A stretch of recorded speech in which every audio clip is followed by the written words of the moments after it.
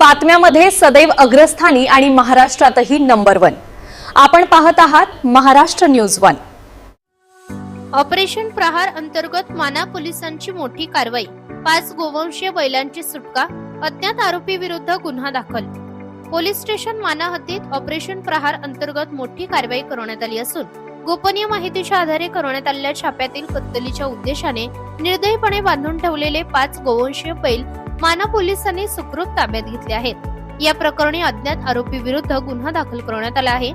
सदर कारवाई दिनांक 18 जानेवारी 2026 रोजी पहाटे 4:10 ते 4:50 सुमारास ग्राम माना येथील ईदगाहच्या मागील बाजूस सदर कारवाई करण्यात आली।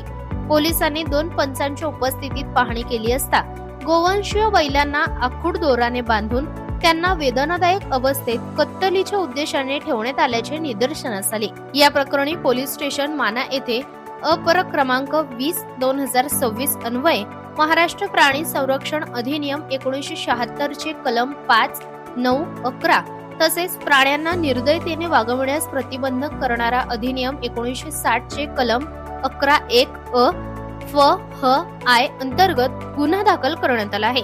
कारवाई दरम्यान जप्त करण्यात आलेल्या 5 गोवंशीय बैलांची अंदाजे किंमत 1,16,000 रुपये इतकी असून त्यांना सुरक्षित ठिकाणी हलविण्यात आले आहे। या यशस्वी कारवाईमुळे अवैध कत्तल व प्राण्यांवरील क्रूरतेविरोधात कडक संदेश गेला असून ऑपरेशन प्रहार अंतर्गत पुढील कारवाया आणखी तीव्र केल्या जातील असे पोलीस स्टेशन माना येथील ठाणेदार श्री गणेश नावकर यांनी सांगितले आहे। ही कारवाई माननीय पोलीस अधीक्षक अर्चित चांडक, माननीय अप्पर पोलीस अधीक्षक बदेली चंद्रकांत रेड्डी, माननीय उपविभागीय पोलीस अधिकारी सौ वैशाली मुळे यांच्या मार्गदर्शनाखाली ठाणेदार Ganesh Navkar, police head constable Manohar Ingle, Mangesh Ingole, police constable Sushil Athavale, Pramod Hiwrale, Mangesh Pawar व ललित बनचरे यांनी यशस्वीपणे पार पाडली। मुख्य संपादक इस्माईल शेख सह प्रतिनिधी श्याम वाळेसकर, मूर्तिजापूर।